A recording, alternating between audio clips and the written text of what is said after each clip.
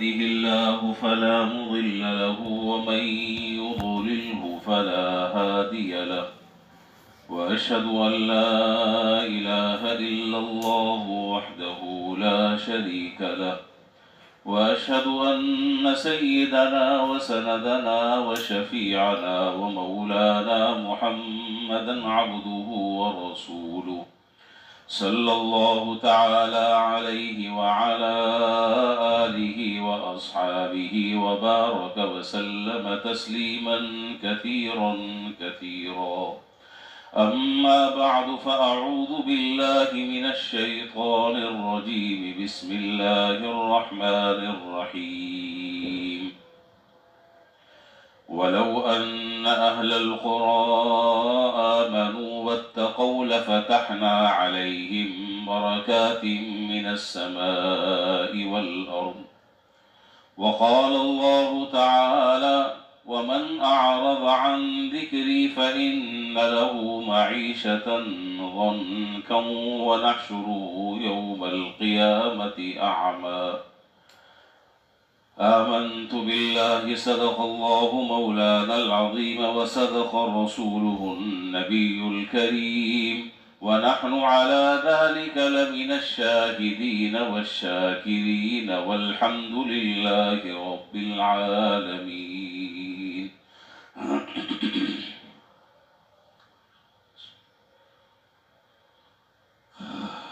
بزرگان محترم و برادران عزیز، گزشتہ کئی جمعوں سے ایک حدیث چل رہی ہے اور اس کی تشریح کا سلسلہ آپ کی خدمت میں تفصیل سے ذکر کیا جا رہا ہے۔ اس حدیث کا جو آخری جز ہے اور آخری حصہ ہے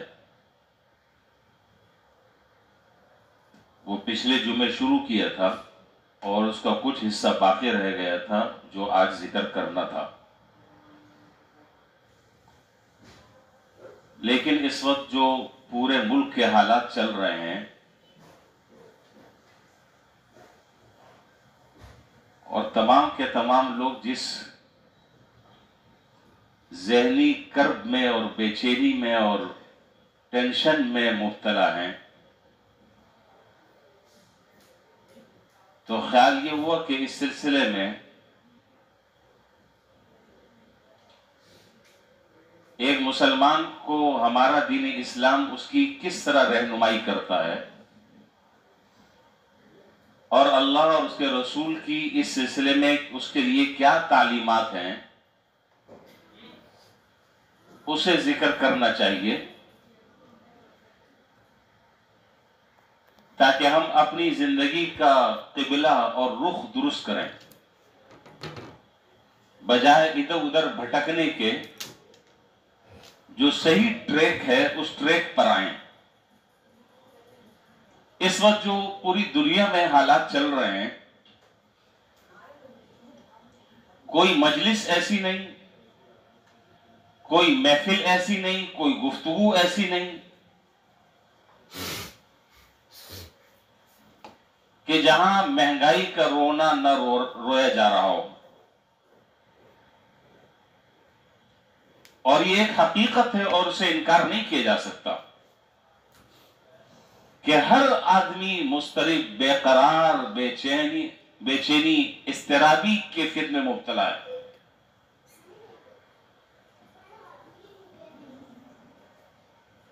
تبصرے بھی ہو رہے ہیں، تجزیے بھی ہو رہے ہیں، ہر آدمی اپنے ذہن اور اپنی عقل اور سمجھ سے اس کی وجوہات بھی تلاش کر رہا ہے۔ بہت سارے کام اس وقت ہو رہے ہیں،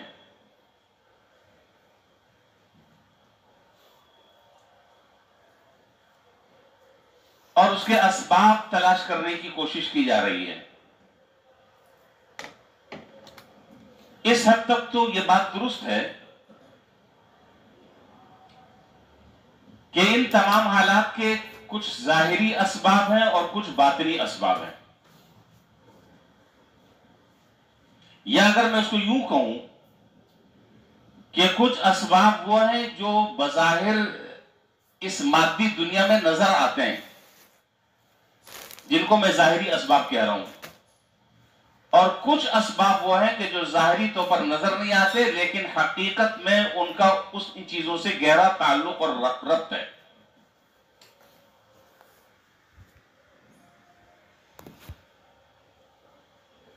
ہم چونکہ ظاہری طور پر ایک ہماری سوچ کا منتہا، ہماری عقل کی انتہا ایک محدود دائرے تک ہے، ہم ظاہر اس حد تک کے سوچتے ہیں، اس حد تک سمجھتے ہیں، اس سے آگے نہ ہماری عقل کام کرتی ہے، نہ دماغ کام کرتا ہے، نہ اس سے آگے ذہن جاتا ہے۔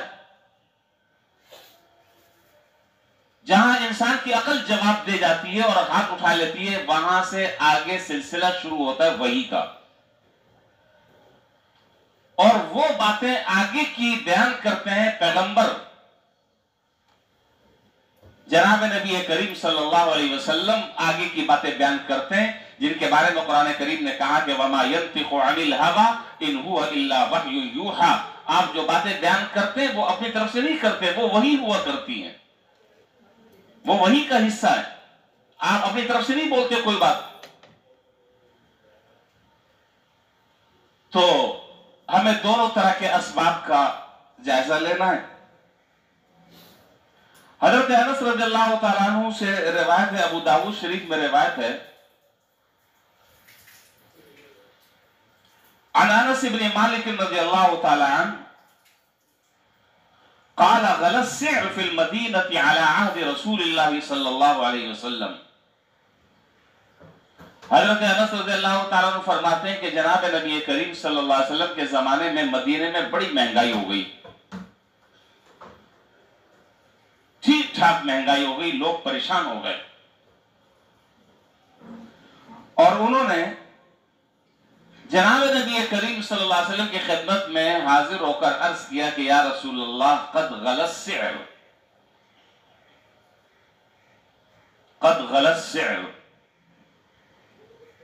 یا اللہ ریٹ کہیں سے، اللہ کے رسول ریٹ کہیں سے کہیں شوٹ کر گئے جو آج ہمارے ساتھ ہو رہا ہے، مہنگائی جو ہے وہ کہاں سے کہاں پہنچ چکی ہے،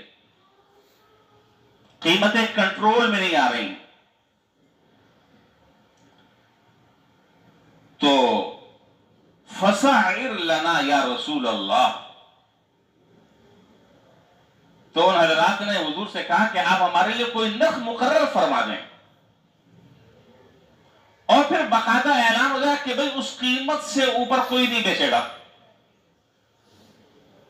چینی اتنے روپے کلو بکے گی، ٹماٹر اتنے کلو بکے گا، آلو پیاز اتنے روپے کلو، بس آپ ہمارے لیے نرخ مقرر کر دیں جیسے کمیٹیاں مقرر کرتی ہیں۔ اشیاء خورد و نوش کی قیمتیں لگتی ہیں دکانوں پر، آپ نے دیکھا ہوگا۔ فسعر لنا یا رسول اللہ، ہمارے لیے قیمتیں مقرر کر دیں۔ آپ نے فرمایا کہ ان اللہ هو المساعر القابض الباسط الرازق، آپ نے فرمایا کہ میاں اصل تو ریٹ مہنگے ہوتے ہیں اللہ تعالی کی طرف سے، اور وہی رزق کو پھیلانے والا ہے، وہی رزق کو کشادہ کرنے والا ہے، وہی رزق میں اضافہ کرنے والا ہے، اور اسی کی طرف سے مہنگائی نازل ہوتی ہے۔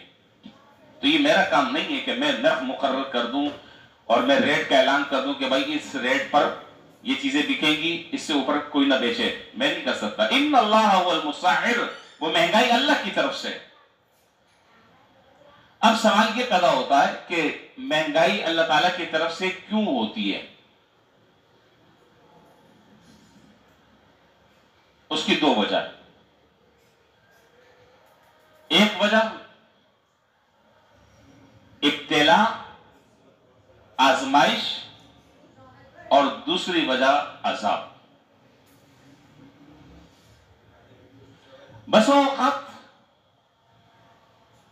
بسا اوقات چیزیں مہنگی کرنے کی، مہنگائی کی جو وجہ ہوتی ہے وہ اللہ کا عذاب ہوتا ہے۔ کچھ لوگ گڑبڑ کر رہے ہوتے ہیں، کشتی میں سوراخ ایک آدمی کرتا ہے اور ڈوبتے سارے ہیں۔ آپ کہیں کہ جی میں تو بہت نیک آدمی ہوں، میں تو بہت پارسا آدمی ہوں، میں تو بہت محتاط زندگی گزار رہا ہوں، میں کیوں اس چکر میں پس رہا ہوں؟ نہیں، پسے جائیں گے، ان حالات کا اثر آپ پر پڑے گا۔ خیر، تو بسا اوقات اس کی وجہ جو ہے وہ ہوتی ہے ابتلاء اور آزمائش۔ یہ حالات اللہ تعالیٰ اس طرح پیدا کر دیتے ہیں کہ مقصد جو ہے وہ نیک لوگوں کو آزمانا ہوتا ہے اور ان کے گناہوں کو معاف کرنا ہوتا ہے، ان کے درجات کو بلند کرنا ہوتا ہے۔ یا بسا اوقات اس کی وجہ جو ہے وہ ابتلاء نہیں ہوتی، آزمائش نہیں ہوتی، عذاب ہوتا ہے سیدھا سیدھا۔ عذاب کا مطلب یہ کہ جیسے تم کر رہے ہو، تمہارے کرتوتوں کا نتیجہ اب تمہارے سامنے، اب چکھو اس کو، اب بھگتو اس کو۔ تو بسا اوقات ابتلاء اور بسا اوقات عذاب، اور یہ اللہ تعالیٰ کی حکمت بالغہ اور اللہ تعالیٰ کی مصلحت تامہ کا تقاضا یہ ہوتا ہے کہ کس وقت کیا کرنا ہے۔ مثال کے طور پر کوئی بیماری آ گئی، اب اس بیماری میں ظاہر ہے کہ جب بیماری آ گئی تو ڈاکٹروں نے بتا دی کہ نہیں فلاں دوائی استعمال کرو یا فلاں پھل استعمال کرو یا فلاں چیز استعمال کرو، اب وہ چیز سٹارٹ ہو گئی۔ ظاہر ہے سارے لوگ بھاگ رہے ہیں اس کی طرف، سارے لوگ بھاگ رہے ہیں، دھڑ دھڑ لے رہے ہیں۔ اب اس چیز کی قلت ہو گئی، اور جب اس چیز کی قلت ہوئی تو اب ہر آدمی اس چیز کو جس کے پاس ہے وہ من مانی قیمتوں پر اس کو فروخت کر رہا ہے، مہنگائی ہو گئی۔ یا کوئی فصل ہے اس میں کوئی آفت آ گئی، جتنی پیداوار متوقع تھی وہ پیداوار ہوئی نہیں، ضرورت بہت زیادہ ہے، مارکیٹ میں چیز نہیں ہے، موجود نہیں ہے، اور جس کے پاس ہے وہ من مانے قیمتوں پر اس کو فروخت کر رہا ہے، مہنگائی ہو گئی۔ اللہ کی طرف سے بیماری کس نے بھیجی؟ اللہ تعالیٰ نے بھیجی۔ خیر، تو آپ نے فرمایا کہ یہ تو اللہ تعالیٰ یہ چیزوں کو مہنگا کرتے ہیں، اور جب اللہ تعالیٰ چاہیں گے چیزوں کو سستا کر دیں گے۔ میں ابھی آگے تفصیل اس کی عرض کر رہا ہوں۔ تو مہنگائی کے بظاہر دو اسباب ہمیں سمجھ میں آتے ہیں۔ ایک سبب ہے مہنگائی کا ظاہری سبب۔ ظاہری سبب کا معنی یہ کہ جو بظاہر آنکھوں سے نظر آ رہا ہے، اور ایک ہے باطنی سبب جس کی نشاندہی عام انسان نہیں کر رہا، اس کی نشاندہی جناب نبی کریم صلی اللہ علیہ وسلم کر رہے ہیں، اور آپ اپنی نگاہ نبوت سے دیکھ رہے ہیں، اور آپ امت کو اس کے بارے میں ہدایات اور تعلیمات ارشاد فرما رہے ہیں۔ یہ باطنی اسباب ہیں۔ ظاہری اسباب جو ہیں وہ مہنگائی کے، وقت کم ہے، میں کوشش کر رہا ہوں کہ جلدی جلدی میں مختصر بات کر دوں۔ ظاہری اسباب میں سب سے بڑا ظاہری سبب، اور اگر میں یہ کہوں کہ تمام کے تمام اسباب کا اصل محور اور مرکز اور جڑ وہ ہے ہمارے ملک میں سودی تجارت اور سودی لین دین۔ اس سے آپ انکار نہیں کر سکتے۔ یہ ایک ایسی لعنت ہے، یہ ایک ایسی لعنت ہے کہ جس کی سزا ہم بھگت رہے ہیں، اور اللہ ہی جانے کب تک ہم بھگتتے رہیں گے۔ پتہ نہیں زندگی میں یہ مسئلہ حل ہوگا یا ہماری نسلیں چل کر اس کو نمٹائیں گی۔ سودی لعنت جب تک ختم نہیں ہوگی اس وقت تک یہ مہنگائی ختم نہیں ہو سکتی۔ میں آپ سارے پڑھے لکھے، سب سمجھدار اور مجھ سے زیادہ سب جاننے والے ہیں، لیکن جب تک میں بات پوری نہیں کرتا مجھے اطمینان نہیں ہوتا کہ پتہ نہیں بات پوری طرح میں سمجھا پایا ہوں کہ نہیں۔ دیکھیے ایک مثال سے بات سمجھیں. ایک آدمی ہے, اس نے گلاس بنانے کی ایک فیکٹری لگائی ہے. 20 کروڑ روپے اس نے لگائے اور لگا کر اس نے فیکٹری لگا کر گلاس تیار کر رہا ہے, اور وہ گلاس مارکیٹ میں 20 روپے کا ہے. ٹھیک ہے, بات واضح ہے. اب اس کے دل میں یہ خیال پیدا ہوا, میں صرف ایک مثال دے رہا ہوں, اس سے بہت ساری چیزیں خود بخود کلیئر ہو جائیں گی. اب اس کے دل میں یہ خیال پیدا ہوا کہ بھائی اب میری ایک جو فیکٹری ہے اور ایک جو کارخانہ ہے, اس سے دوسرا کارخانہ بھی ہونا چاہیے. اب ہاتھ میں تو کچھ ہے نہیں, جو سرمایہ تھا وہ لگا دیا, اس سے چیزیں بن رہی ہیں, مارکیٹ میں وہ بک رہی ہیں. بھائی پیچھے بچے آ رہے ہیں, آل اولاد ہے, نسل ہے, اس سے کب تک چلتا رہے گا, ایک دوسری فیکٹری ہونی چاہیے. یہ آدمی جاتا ہے بینک والوں سے کہتا ہے کہ جی مجھے جو ہے وہ 10 کروڑ روپے مجھے قرضہ چاہیے.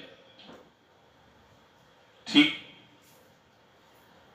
وہ کہتے ہیں کہ جی صاحب یہ لیں, چائے بھی پلاتے ہیں, کولڈ ڈرنک بھی پلاتے ہیں, بڑا اس کو پروٹوکول بھی دیتے ہیں, اور 10 کروڑ روپے کے ساتھ کہتے ہیں کہ حضرت اب جب آپ واپس کریں گے تو 12 کروڑ آپ واپس کریں گے. ایسے ہی ہے, آپ 12 کروڑ آپ واپس کریں گے. یہ آ جاتا ہے, فیکٹری لگاتا ہے, 10 کروڑ کی فیکٹری لگا کر وہی گلاس جو پہلے اپنے پیسوں سے اس نے فیکٹری لگائی تھی, وہ گلاس 20 روپے میں تیار ہو رہا تھا, اور ابھی بھی وہ 20 روپے میں تیار ہو رہا ہے, باہر سے کوئی را مٹیریل نہیں آ رہا. لیکن چونکہ وہ بینک کو اب 1 کروڑ روپے دینا ہے, تو وہ 1 کروڑ روپے وہ مجھ سے اور آپ سے اس کو لینے ہیں. اب وہ کیا کر رہا ہے, اب وہ گلاس مارکیٹ میں جب پہلے 20 روپے کا بیچ رہا تھا, اب اس نے اس کی قیمت جو ہے وہ 21 روپے کر دی. پتہ نہیں میں آپ کو صحیح سمجھا پا رہا ہوں کہ نہیں. 21 روپے اس نے کر دی. اب 1 روپیہ جو ہے وہ ہر آدمی دے گا. یہ 1 روپیہ یہ سود کی مد میں جا رہا ہے. خود بخود آٹومیٹک ساری چیزیں جو ہے وہ تبدیل ہو گئی. اب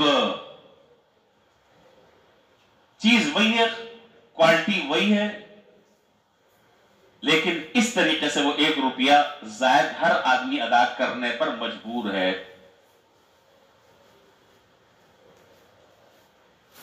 اب اس وقت جو صورتحال ہمارے ملک کی ہے کہ بجلی مہنگی ہو رہی ہے,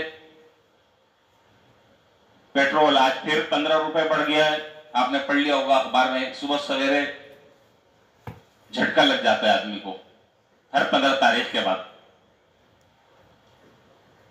تو کیا وجہ کیا ہے جی؟ آئی ایم ایف کو قسط دینی ہے. اب آپ کہتے ہیں کہ جی میں تو بجلی کا بل ادا کر رہا ہوں, میں جتنی بجلی استعمال کر رہا ہوں اس کے پیسے تو میں دے رہا ہوں.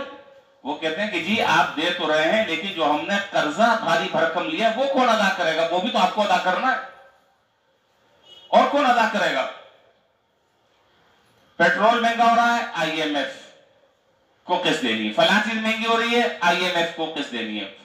تو بنیادی جو اگر وجہ تلاش کی جائے تو وہ بنیادی وجہ یہ ہے کہ جب تک ہمارے ملک سے سودی نظام کا خاتمہ نہیں ہوتا, ہماری تجارت سودی لین دین سے ختم نہیں ہوتی, اس وقت تک یہ معاملہ حل نہیں ہو سکتا. بالکل 2 اور 2 4 کی طرح بات واضح ہے, اس میں کوئی راکٹ سائنس نہیں ہے, سیدھی سادی سی بات ہے. جب تک اس لعنت کو ختم نہیں کریں گے اس وقت تک کہ امن, سکون, راحت, چین, سکھ کے ساتھ ہم زندگی نہیں گزار سکتے. ایک ظاہری سبب یہ. دوسرا ظاہری سبب جناب نبی کریم صلی اللہ علیہ وسلم نے جس کی نشاندہی فرمائی, بخاری شریف میں روایت ہے کہ نہا رسول اللہ صلی اللہ علیہ وسلم عن النجش,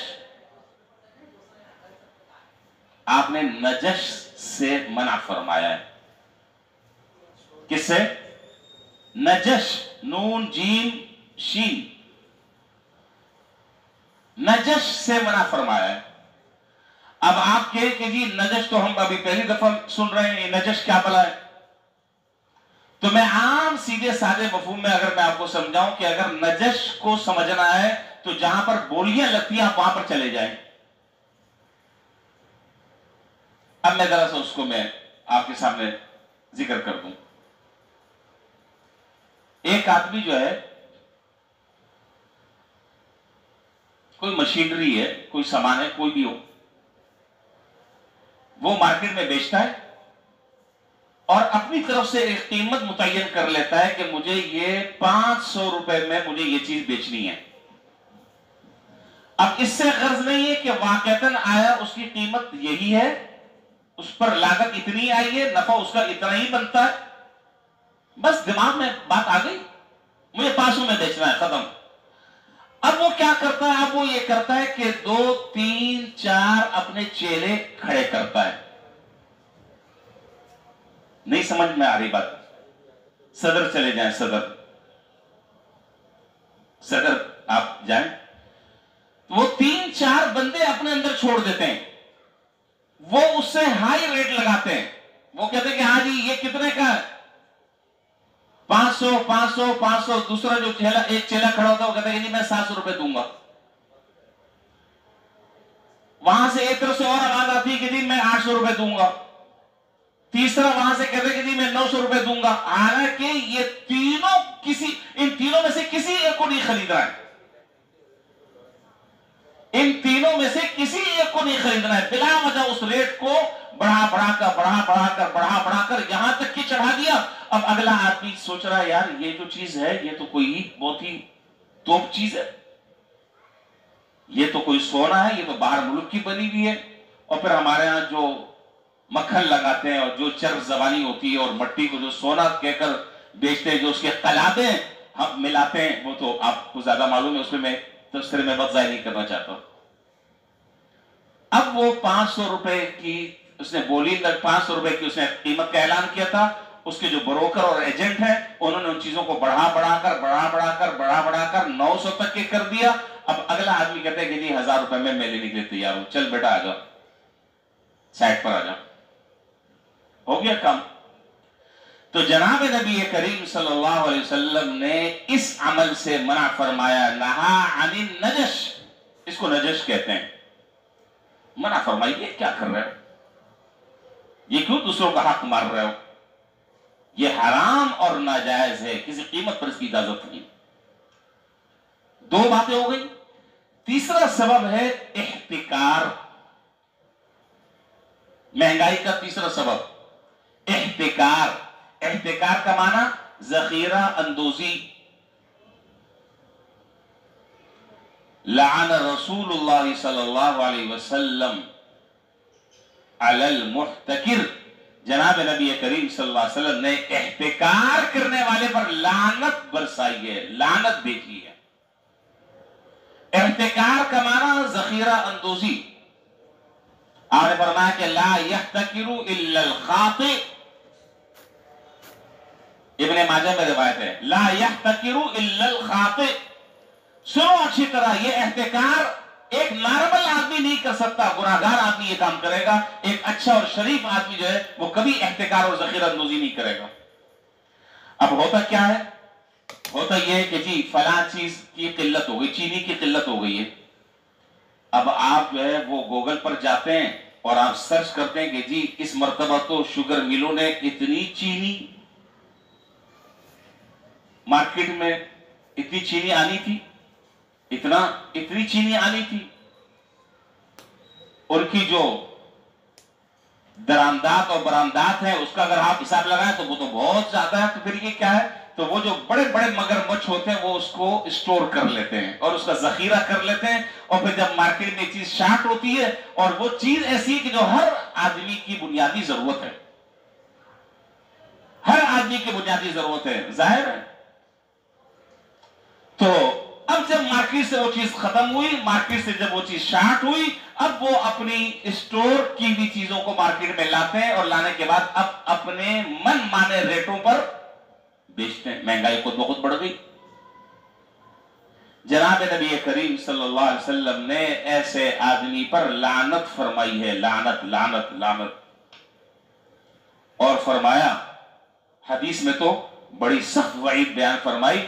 جناب نبی کریم صلی اللہ علیہ وسلم فرمایا کہ جو آدمی احتکار کرتا ہے اور خاص طور پر ایسی چیزوں کی ذخیرہ اندوزی کرتا ہے جس سے ایک عام انسان، مسلمان نہیں کہہ رہا، میں مسلمان نہیں کہہ رہا، ایک عام انسان کی ضرورت اس سے وابستہ ہے، چینی ہے، آٹا ہے، دال ہے، گھی ہے، وغیرہ وغیرہ، یہ جو چیزیں ہیں، فرمایا کہ پھر اللہ تعالیٰ اس کو 6 بیماریوں کے اندر مسلط فرما دیں گے، 6 بیماریوں میں مبتلا فرما دیں گے۔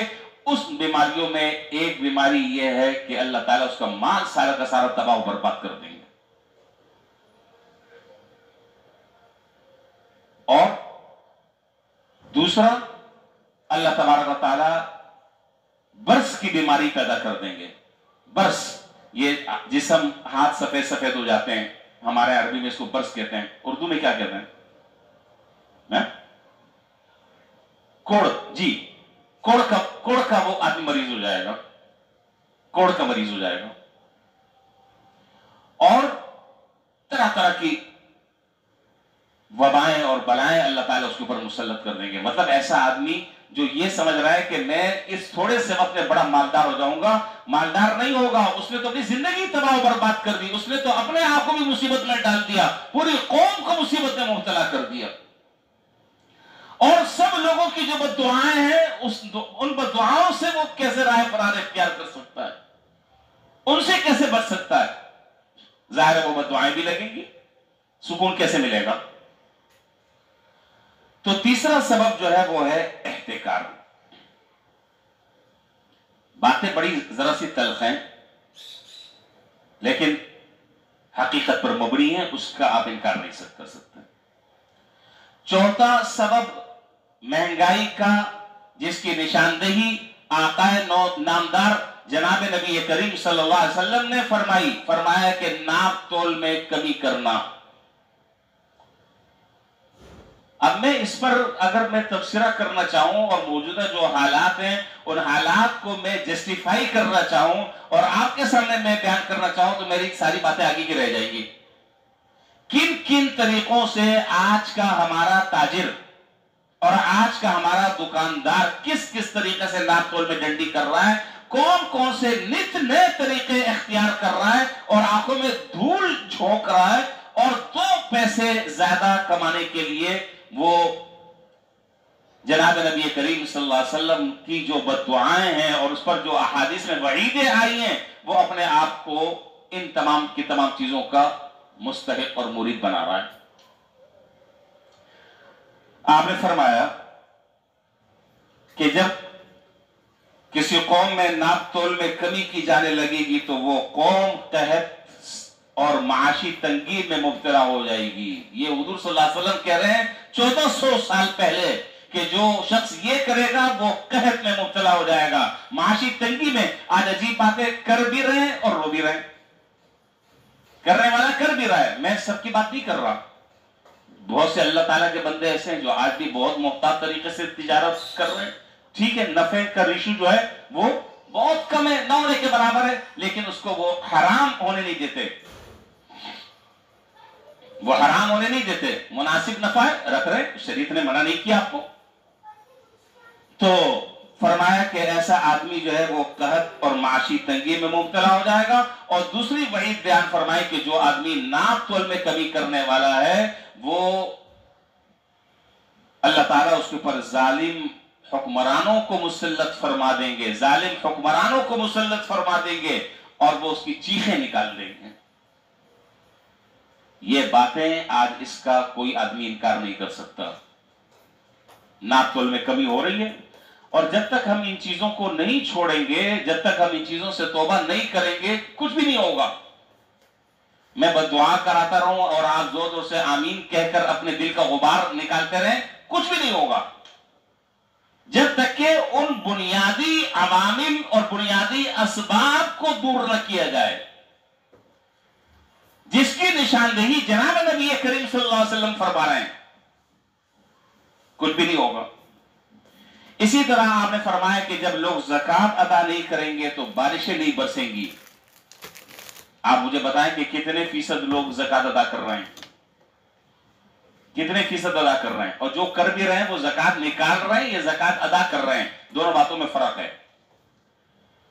اس پر میں بات کر چکا ہوں درس میں پرسوں بلکہ کل۔ زکوٰۃ نکالنا اور زکوٰۃ ادا کرنا دونوں میں بڑا فرق ہے،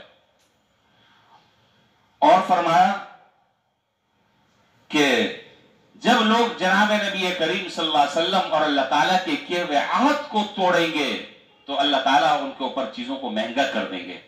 آج کون آدمی اللہ اور اس کے رسول سے عہد کی پاسداری کر رہا ہے؟ کچھ بھی نہیں. جب فحاشی اور عریانی اپنے شباب پر ہوگی، گانا اور موسیقی کو روح کی غذا کہا جانے لگے گا، تو پھر یہی حالات ہوں گے. پھر مت رونا. آج کا نوجوان یہی کہتا ہے نا کہ موسیقی جو ہے وہ روح کی غذا ہے، اور ہم اور آپ کیا کہتے ہیں کہ قرآن کریم جو ہے وہ ہماری روح کی غذا ہے. آپ اس سے متفق ہیں کہ نہیں؟ قرآن کریم جو ہے وہ ہماری روح کی غذا ہے، لیکن ایک طبقہ وہ ہے جو یہ کہتا ہے کہ نہیں، گانا اور موسیقی جو ہے وہ ہے روح کی غذا. خیر بہرحال،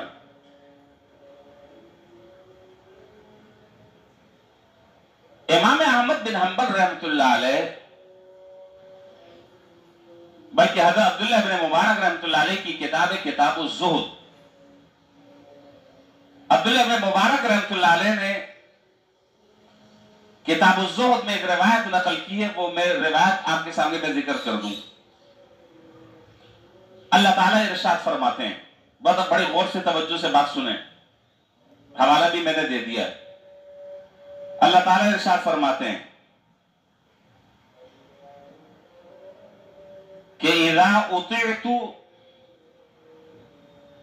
رضیت واذا رضیت بارکت وليس لبرکتی نہایہ. اپنا جائزہ لے لیں اس حدیث کی روشنی میں، ہر آدمی لے لے. فرمایا کہ جب میری اطاعت کی جائے گی تو میں راضی ہو جاؤں گا، جب میری اطاعت کی جائے گی تو میں راضی ہو جاؤں گا، اور جب میں راضی ہو جاؤں گا تو میں برکت ڈالوں گا.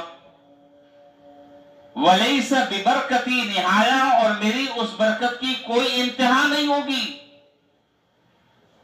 آج مجھے ایمانداری کے ساتھ آپ بتلائیں، ایمانداری کے ساتھ اللہ کے گھر میں بیٹھے ہوئے سارے، میں صرف تھوڑا سا آپ کو جھنجھوڑ رہا ہوں، تھوڑا سا صرف متوجہ کر رہا ہوں، کرنا نہ کرنا آپ کی مرضی ہے. میں کوئی ایس ایچ او یا ڈی ایس پی نہیں ہوں، وہ آپ کا مسئلہ ہے، لیکن صحیح طریقے سے بات آپ کے کانوں سے گزارنا یہ میری ذمہ داری ہے. آپ مجھے بتائیں کہ کیا ہم نے آج اللہ تعالیٰ کو اللہ تعالیٰ کے احکامات پورے کرنے کے سلسلے میں راضی کیا ہوا ہے؟ ہاں نہیں، میں جواب دے دیں جلدی جلدی تاکہ میں آگے چلوں. ہم نے راضی کیا ہوا ہے اپنے اعمال سے اللہ تعالیٰ کو؟ فرائض ہم ادا نہیں کر رہے. اور سب سے پہلی جو بیسک چیز ہے، سب سے پہلی جو بنیادی چیز ہے وہ ہے نماز. فرائض، ان فرائض کا ہم اہتمام کر نہیں رہے، اور رونا رو رہے ہیں، اس کو گالی، اس کو گالی، اس پر تبصرہ، اس پر تجزیہ، اس پر تنقید، اس پر لان تان فلانا. ارے بھائی، جو کام میرے کرنے کا ہے میں اس پر تو آؤں. ابھی ان حالات کے بعد بھی میں ابھی فرائض پر نہیں آیا. میری زندگی میں فرض 5 نمازیں ابھی تک داخل نہیں ہوئی. کس بات پر رونا ہمیں اچھا بھی لگ رہا ہے. تو ہم نے اپنے، میں ایک ہی چیز نہیں گناؤں گا، میں اجمالی طور پر بات کر رہا ہوں کہ ہم نے اپنے عمل سے اللہ تعالیٰ کو جواب دے دیں، نہیں بول رہے، راضی کیا ہوا ہے، ناراض کیا ہوا ہے. جب تک ہم اللہ کو راضی نہیں کریں گے، اپنے گناہوں سے اور اپنی بدعمالیوں سے جب تک ہم توبہ نہیں کریں گے، کوئی امید نہ رکھیں. آگے دیکھیے حدیث، دوبارہ میں پڑھ رہا ہوں. اذا رضیت، اذا اطعت رضیت واذا رضیت بارکت وليس لبرکتی نہایہ. اور پھر آگے فرمایا کہ وَإِذَا غُضِبْتُ وَإِذَا عُصِيتُ غَضِبْتُ، اور جب میری نافرمانی کی جاتی ہے تو مجھے غصہ آتا ہے، اور جب میں غصہ ہوتا ہوں تو میری لعنت برستی ہے. وَلَعْنَتِي تَبْلُغُ السَّابِعَ مِنَ الْوَلَدِ، اور جب میں ناراض ہوتا ہوں، سن لیں، بہت اس بات کو کوئی انکار نہیں کر سکتا اس بات کا، جب میں ناراض ہوتا ہوں تو میری لعنت برستی ہے، اور میری لعنت کا اثر 7 پشتوں اور 7 نسلوں تک پہنچتا ہے. یہ صحیح حدیث ہے، ضعیف حدیث نہیں ہے. جب میں ناراض ہوتا ہوں لعنت برساتا ہوں، اور میری لعنت کا اثر 7 پشتوں تک کے پہنچتا ہے۔ سوچنے کی بات ہے۔ اللہ تعالی ہمیں ہوش کے ناخن لینے کی توفیق دے دیں۔ اللہ تعالی ہمیں اب تک کی جو زندگی ہم نے گزاری ہے، اللہ اس سے ہمیں توبہ کرنے کی توفیق دے دیں، اور میں جو گزارشات آپ کی خدمت میں عرض کر رہا ہوں، ہم اس پر آنے والے بن جائیں، ہم فرائض کا اہتمام کرنے والے بن جائیں، کسی دوسرے کا حق ہم نہ ماریں، اور ہماری اپنی جو ذمہ داریاں ہیں ان ذمہ داریوں کو ہم صحیح طریقے سے عہدہ برآ ہونے والے کرنے والے بن جائیں، اللہ سے مانگنے والے بنیں، اللہ کے سامنے رونے والے بنیں، تو یہ حالات تو سب اللہ تعالیٰ کے قبضے قدرت میں ہیں۔ اللہ تعالیٰ جیسے چاہتے ہیں حالات کو بدل دیتے ہیں، پیسے سے حالات نہیں بدلتے، اللہ کے حکم سے اور اللہ کے فیصلے سے حالات بدلتے ہیں۔ اگر ہم حالات بدلنا چاہتے ہیں اپنے، تو پھر اپنی زندگی کو تھوڑا سا چینج کرنا ہوگا۔ میری بہت ساری گزارشات ابھی رہ گئی ہیں، اور وقت پر مجھے جمعہ بھی شروع کرنا ہے۔ بس خلاصہ ساری گفتگو کا میرے یہ اب تک کی گفتگو کا یہ نکلا کہ بھائی اپنے اعمال کو درست کریں، سب مل کر اللہ سے توبہ کریں، استغفار کریں۔ جن گناہوں میں ہم مبتلا ہیں، چاہے وہ انفرادی گناہ ہے، چاہے وہ اجتماعی گناہ ہے، چاہے وہ بازاروں میں ہو رہا ہے، چاہے وہ گھروں میں ہو رہا ہے، اب وقت اللہ تعالیٰ سے بغاوت کا نہیں ہے۔